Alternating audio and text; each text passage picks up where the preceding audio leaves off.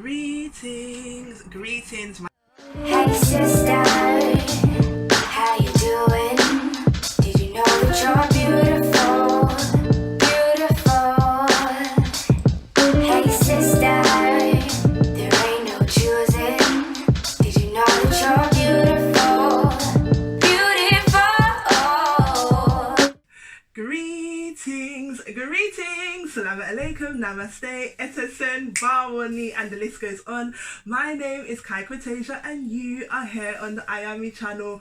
Welcome! So as you can probably feel, I'm very, very excited today. I have such an interesting, juicy topic: the power of femininity. Right, I think it's really important to first discuss that masculinity and femininity are not opposites. They are not opposing. We are not competing against each other. We are counterparts. We need both. Masculinity is important, femininity is important. It's the equivalent of trying to bathe your skin without soap or trying to eat food without seasoning. Both are required. So per usual, I'm going to start off with my own experience. Growing up, I wanted to be a boy. It was a temporal thought, nonetheless it existed. I wasn't a tomboy, but I wasn't a girly girl at all. I spent the majority of my time like reading and studying and thinking and like playing outside, whatever else children do. Anywho's, my theory was boys get to run, boys get to fight. When the boys come in with mud on their uniform after play break, no one says anything to them. They get to have dirty fingernails, they don't have to have nice handwriting. It seems so freeing. They don't have to wear tops in the summer. And then on the flip side, I noticed, because I'm very observant, I noticed that women around me were going through certain challenges and I was like, I don't want that in my life. That's not my portion. Years later, I was only, I don't know, 6, 7. Years later, I was 15. I was on holiday in Jamaica and I was in the bush, the complete bush. And I thought, you know what, let me just indulge in this. And I had already been learning that you can learn a lot from nature. And so I was watching, this is going to sound so silly, but I was watching this chicken and this rooster.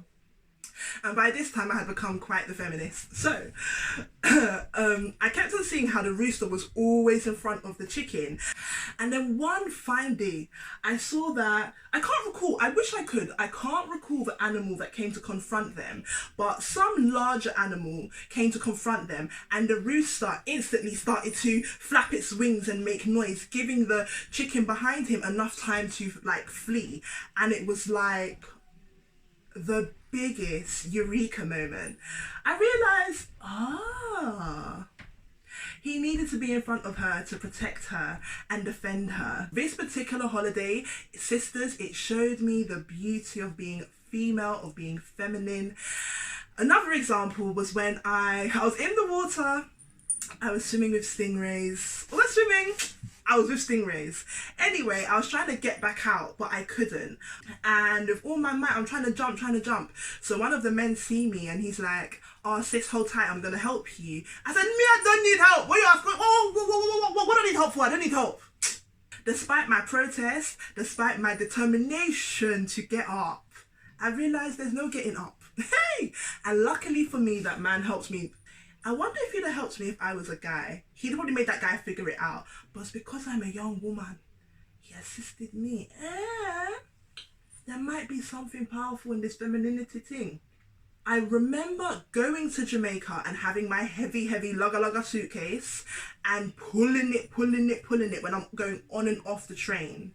That's when I was going there. But by the time I had come back, I realized my strength is not in my physicality. My strength, our strength, our power is in our femininity. So I thought, you know what?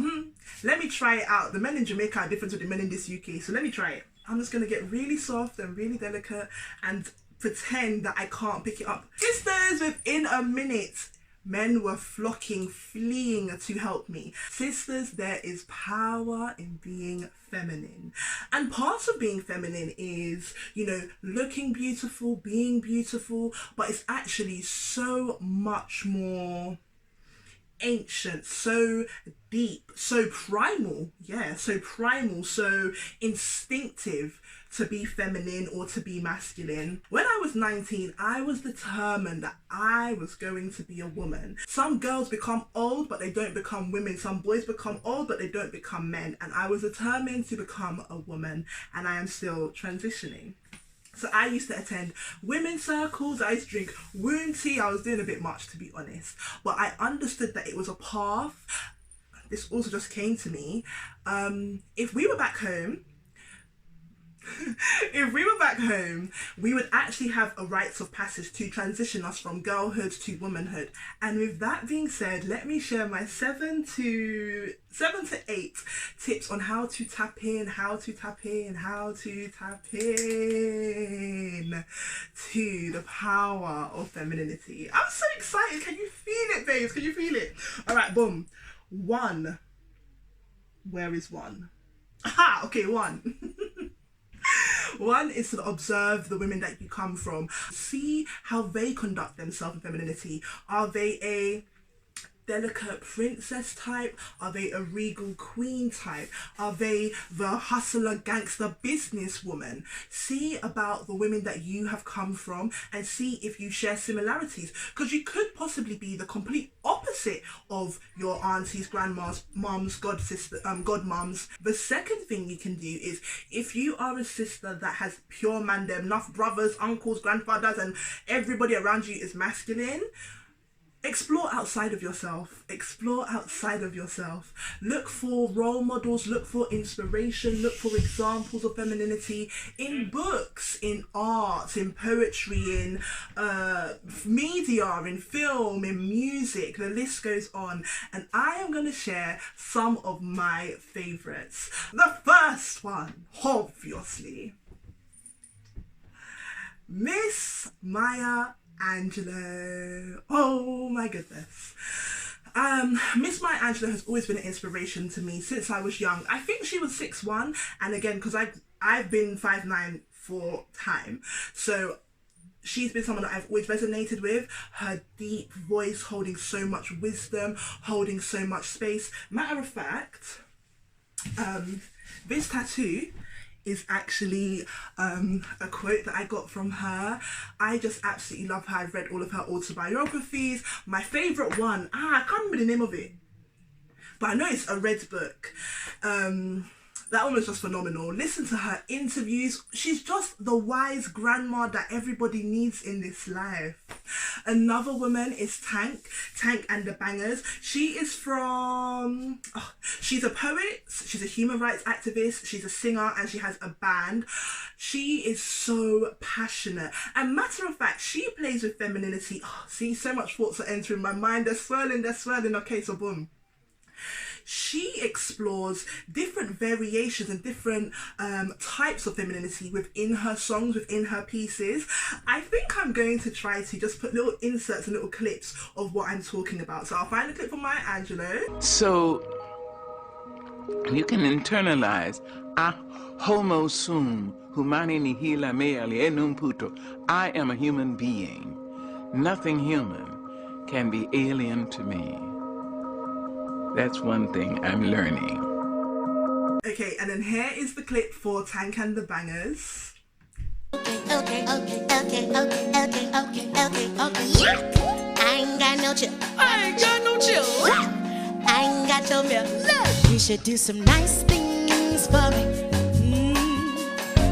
So as you can see here, she goes from this very girly, squeaky, youthful, playful voice to a deep, guttural, ancestral, soulful sound, and you just have to admire it. Her pieces are something not to be played about.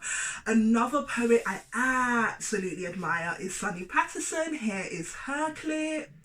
Forced crinkled fingers in crevices too sacred to mention. And though this has happened time and time again now, she still flinches at the scent and sight. But this time, right, this time, she placed something inside where by twilight on the third night of the fourth week, he would be gone. See, I'm in the right room to talk about this kind of thing. She placed something inside where by twilight on the third night of the fourth week, he would be gone and no one would miss him, not even his children. Herein is the power of the medicine men. It's the Greeeeeeeting of the conjure women, them.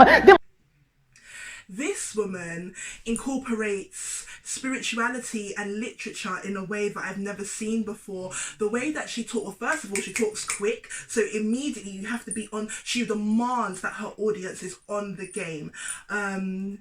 She's feminine, she is funny, but not in a way that she's requesting that you, not in a way that she's requesting that you laugh. She's funny because she's basking in herself and you're lucky enough to enjoy it.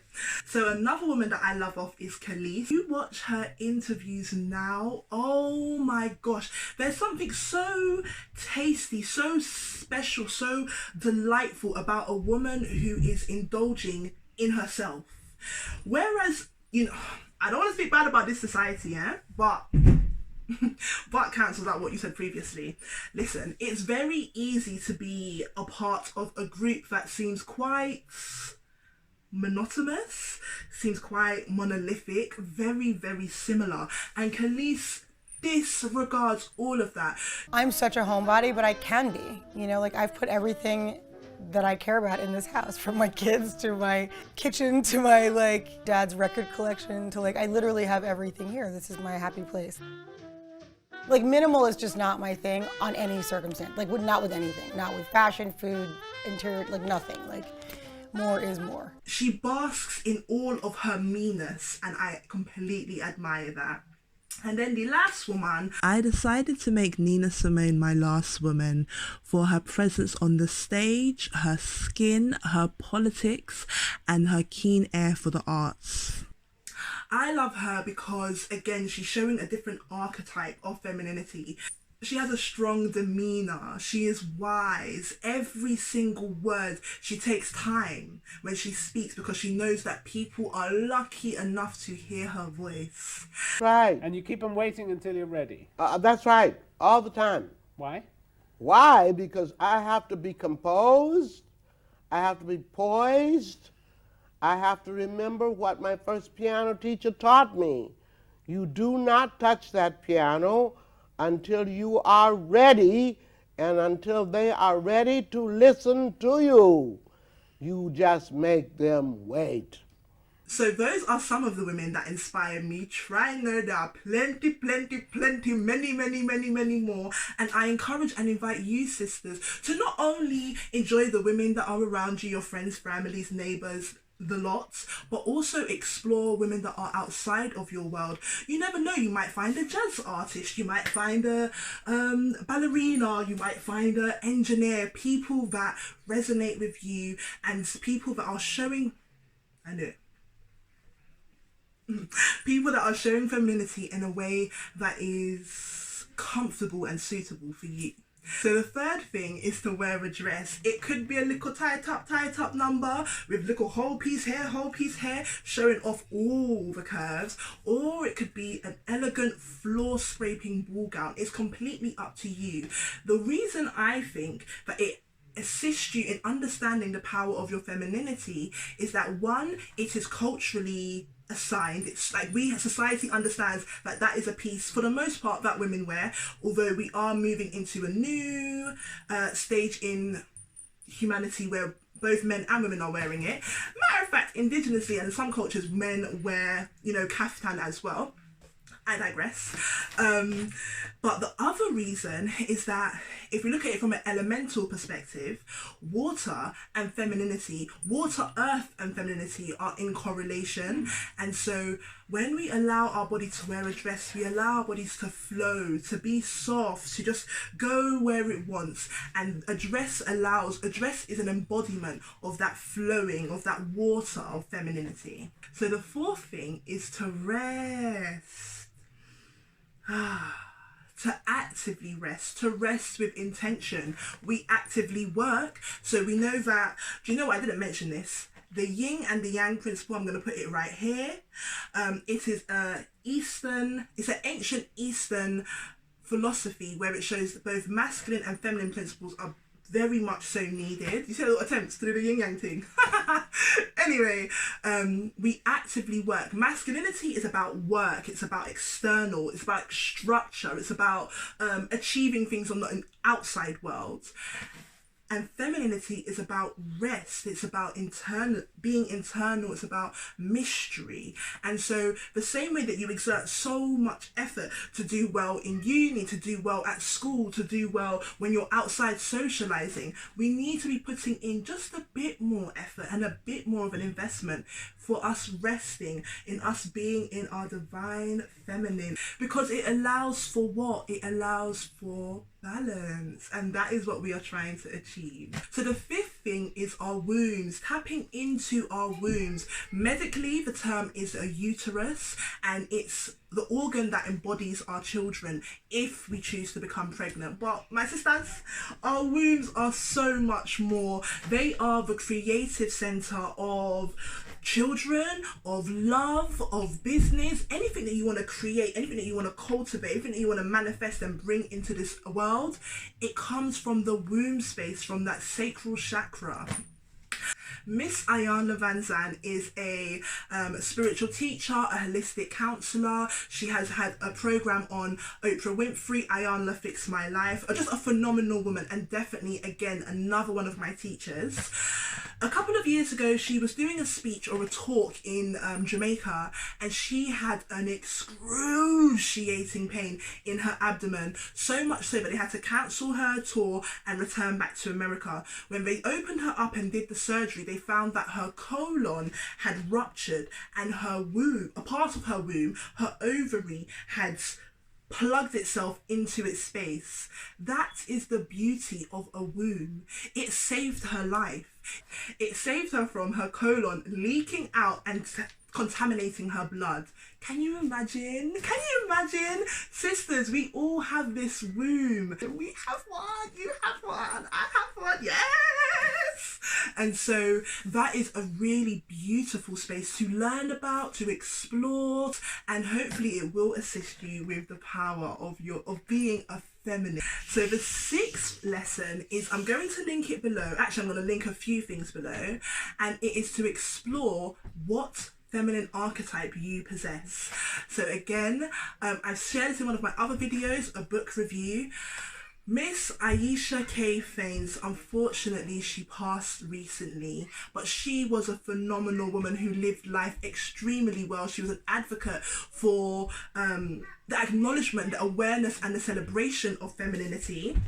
So she has this beautiful website, Women Love Power, and I have gained so much information and knowledge from there.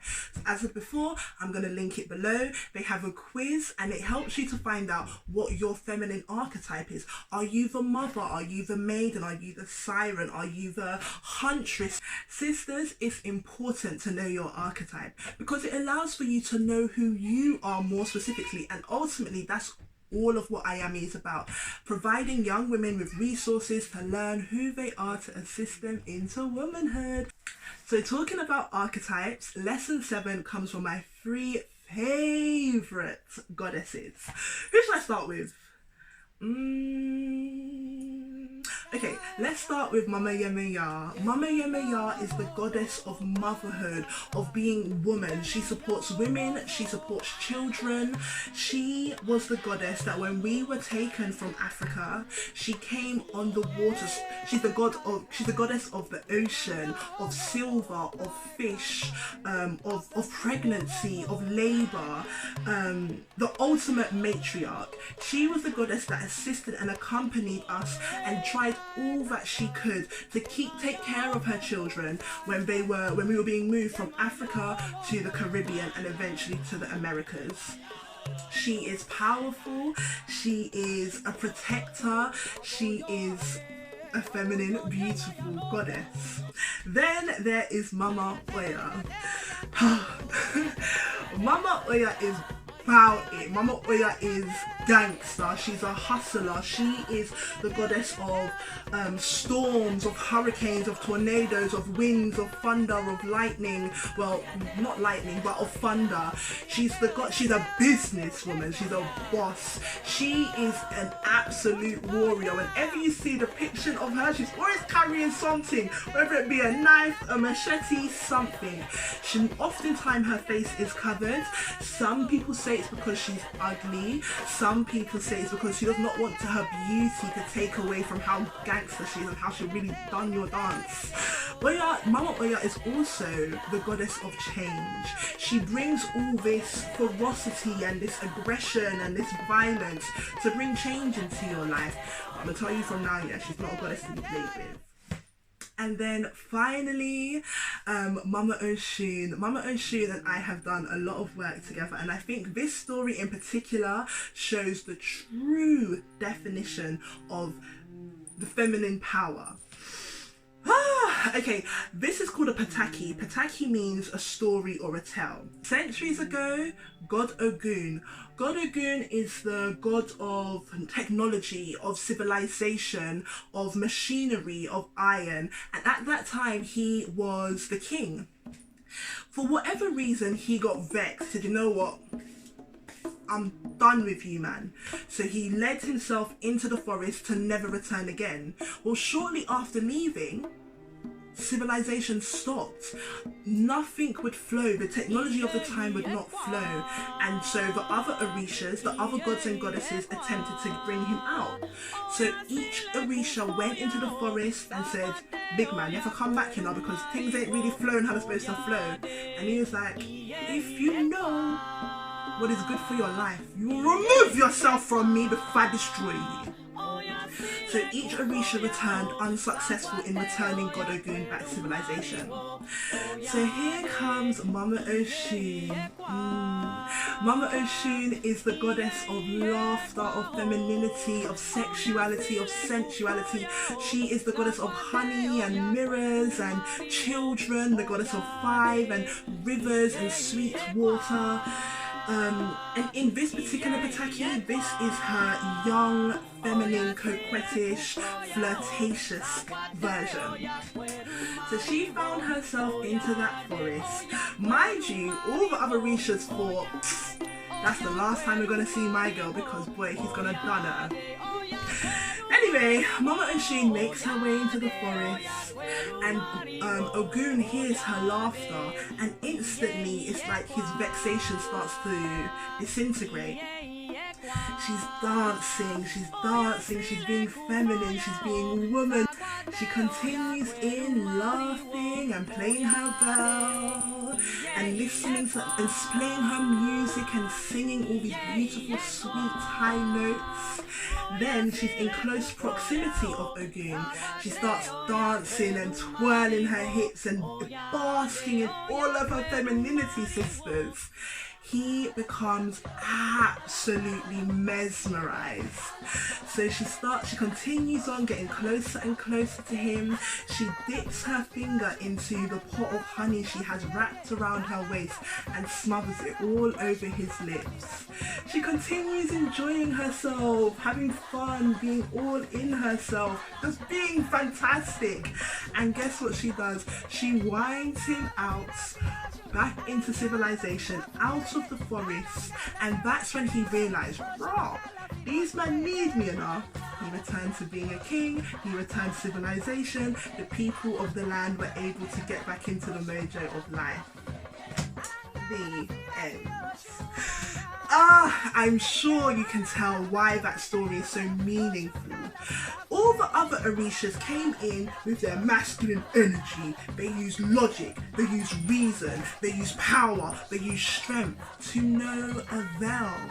It was Mama Oshun with all of her feminine seductiveness, all of her beauty, all of her laughter, all of her lightness, all of her goodness. That was what was able to get him out.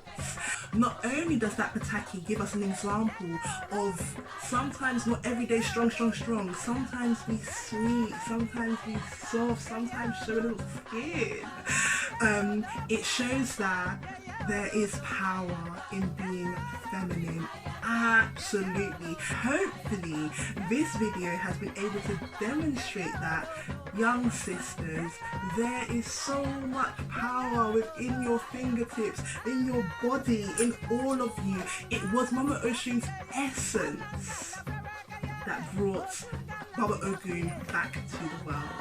So, excuse me. I hope that you have enjoyed this video. Please like, comment, share and subscribe.